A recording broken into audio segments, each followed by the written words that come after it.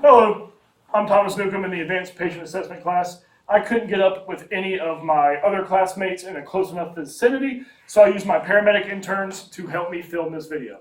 I am filming with Christy Hare, Duncan Harling, and Michaela Sneed, with William Sykes recording and operating the sim monitor I will use as the progression or the patient presentation progresses.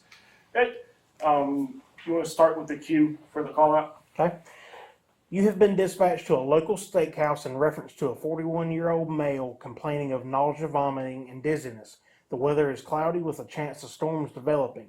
You are on duty with an AEMT partner and an EMTB intern who is their first ride-along.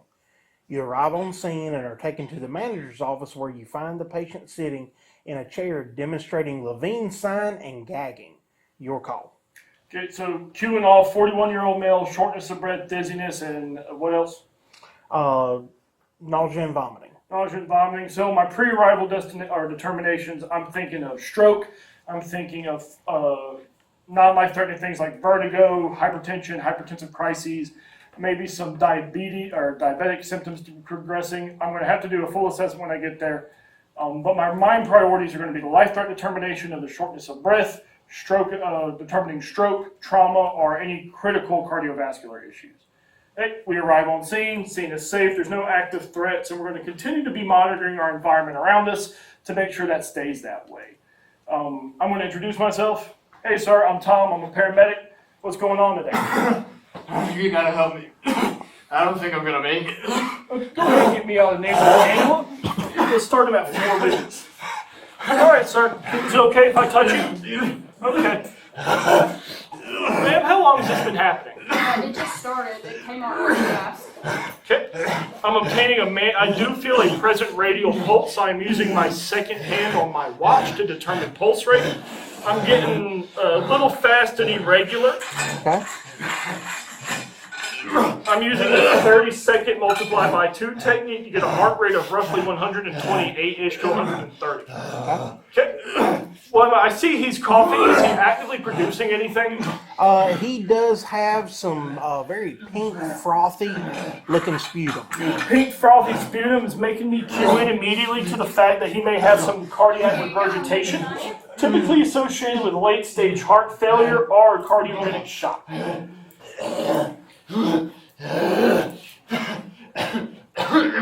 Are we flowing at 4? Yes, sir. Okay. As I'm listening to his front fields real quick, do I hear anything? You hear what sounds like bubbles popping. Sounds like bubbles popping when you auscultate. Bubbles popping when I auscultate. So the front 4, is there anything in the posterior 4 fields? Same thing. Same thing. Is my S1, S2 cardiac sounds intact? Normal. Normal. Okay. Alright, will you grab let's switch positions. I'm worried about cardiac symptomology, so within 4 minutes of patient contact, I'm going to acquire a 12 lead. Sir, does your chest hurt?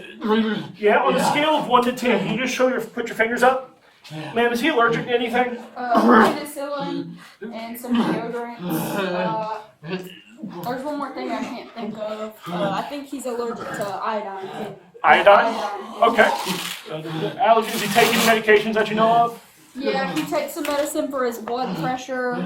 He takes metoprolol. Here's his medicine list. Naproxen, Pepto, aspirin, nitroglycerin, and Viagra. Sounds good.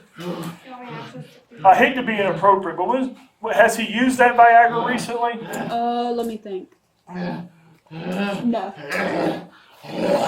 Alright, sweetie, I'm gonna put some stickers on you to check out the blood, okay? No, you have to.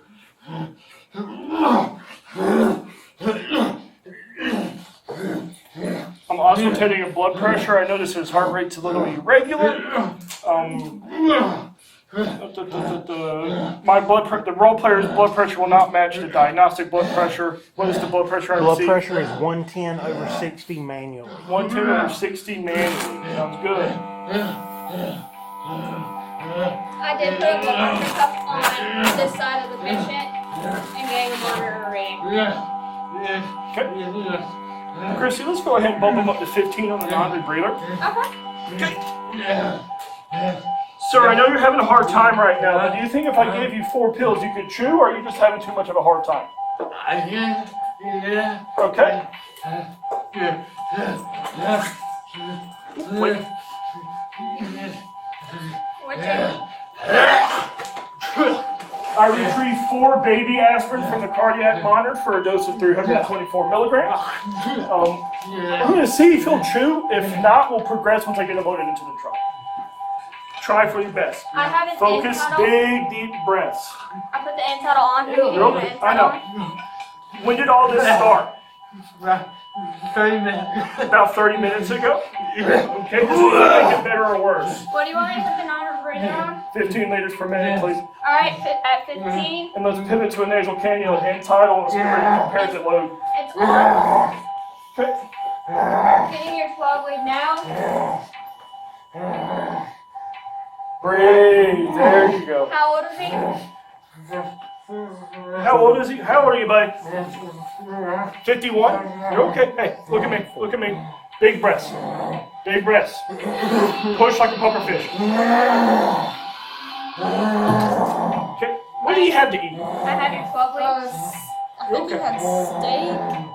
Yeah, he had steak, some beer, bread, and some fries. And what was his medical history? He has high blood pressure, coronary artery disease, irregular heartbeat. I think that's all I can think of. He's diabetic. Diabetic. Will you get a finger stick for me? I recognize unstable, uncontrolled AFib on the monitor does not meet AVR criteria. No STEMI, no imposters noted at this time. Okay, before we continue our ALS interventions, we're going to load him up to a stretcher. I'm not trying to move a student and place them on a stretcher. I'm not trying to catch that charge.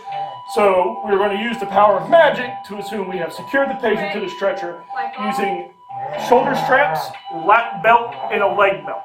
He is seated at a roughly 45 degree angle using semi-Fowlers. Okay, and we are loaded into the ambulance. I got a blood sugar. Okay, what was your blood sugar? What was the blood sugar reading? 110. 110. Okay. All right. How are we feeling after that night aspirin? Yeah. Okay. I'm going to get a reassessment of my vital signs. Okay. Blood pressure is now 100 over 60. Heart rate is unchanged. Temp is 99.0. BGL is 110. Pain is a 10 out of 10.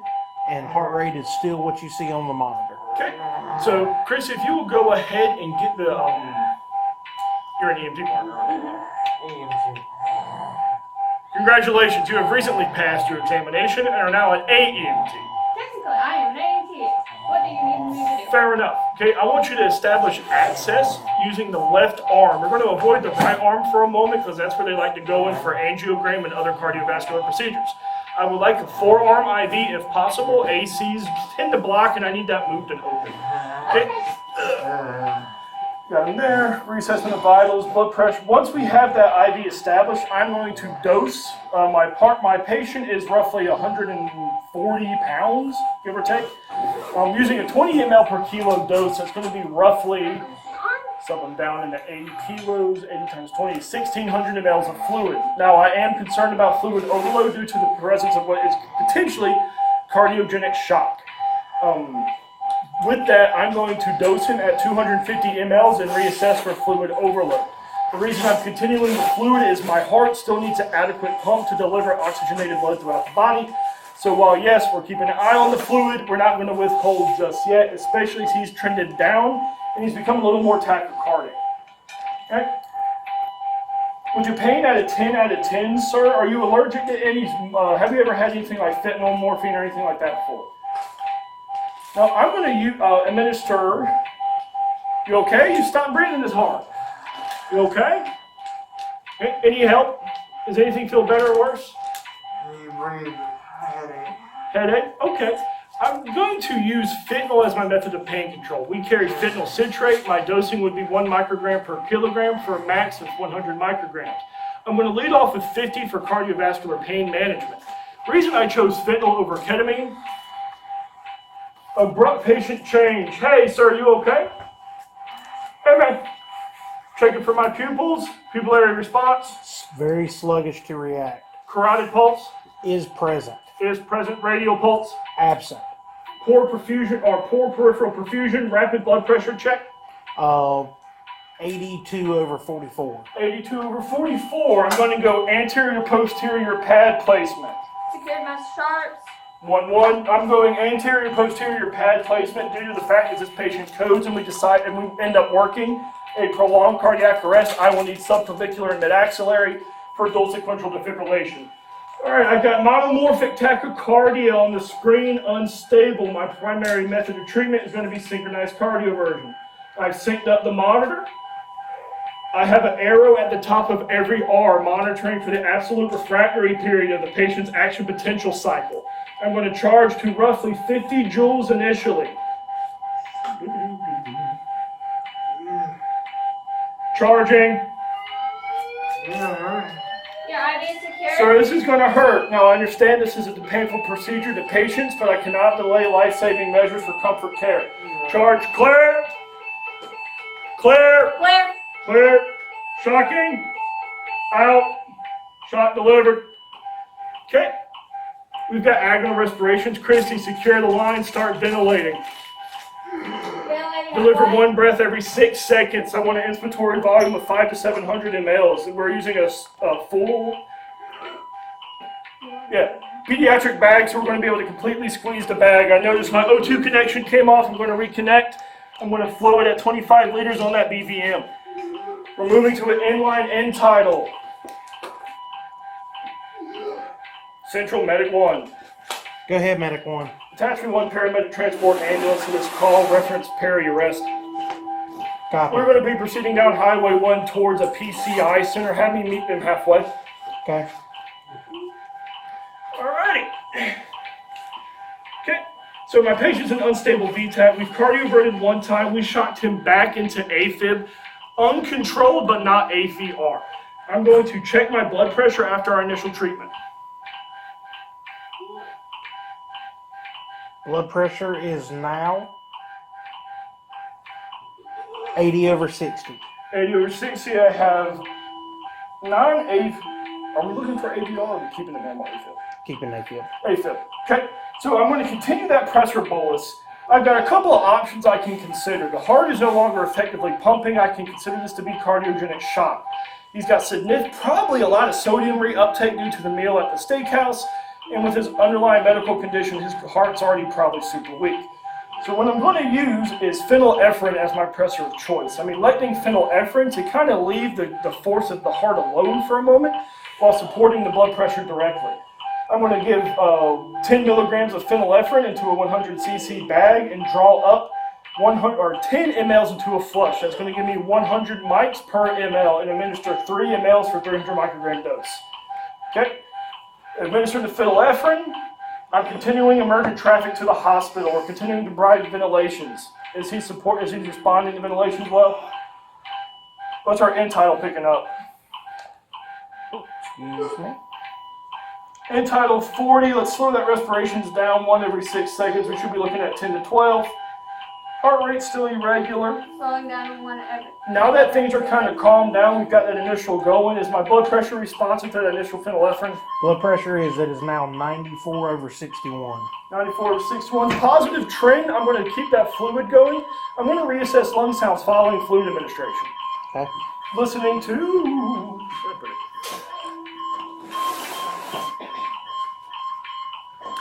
Thank you. Sorry about that. Listening to my front 4 fields. Am I clear up left?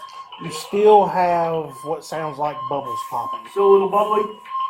Or correction, up right, up left, bottom left. Correction, bottom right, bottom left, center. If this was constrictive airway, I can move up to listen to kind of a laryngeal right at that brachial, or right at that divide point. Not brachial point. Okay, so still a little bubbly. Posterior reveals the same. Same. Okay, all right. So I kind of limited to what I can do for that fluid presentation now. He's going to have a little bit of bubble, but I got to support that pump. In the next 5 to 6 minutes, if my patient condition remains unchanged, I can administer another 300 micrograms of phenylephrine. Not wanting to depend on push dose pressures, I'm going to start to set up Levofed. I'm going to put 4 milligrams into a 250 cc bag for a 16 mic per ml concentration, using a 60 drop set. I don't want to start at 16 though, so what I'm going to do is I'm going to administer roughly 15 drops a minute, or 15 drops an ml, for roughly a 4 microgram dosing setup. Okay, so we don't have our pump, we don't want to break it out unfortunately, so that's what I'm going to manually roll that. Levofed is established. I'm going to continue to monitor the heart and signs of worsening failure.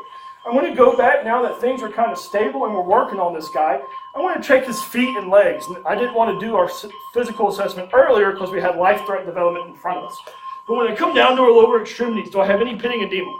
You do have +3 pitting edema. +3 pitting edema could indicate that I'm dealing with some significant late-stage left-sided heart failure, which not anything against the family, but that may indicate the patient's been sick for a while or getting sick for a while and hasn't followed up with his doctor as often as he should. As I work my way up, is he distended or obtunded or anything like that? No distension to the abdomen. No distension to the abdomen, or his IV site, is it still well colored or has it become gray and cold to the touch? Still well colored. Still well colored. Is his right arm fine? Normal. Do I see any fluid buildup in the chest or sacrum area? Negative. Negative. And any discoloration to his neck or anything from the lineup? None that you can note. Okay. Does he still have intact pupillary response following the treatment of the cardiac dysrhythmia? He does. Okay, they're both equal, round, and reactive to light. Yes. When we're bagging, do we get equal rise and chest fall? Yes. Do we have any obstruction, any constriction when bagging, Christy? No. No. Hey, sir, can you hear me? Hey, buddy. Can you hear me? Yeah?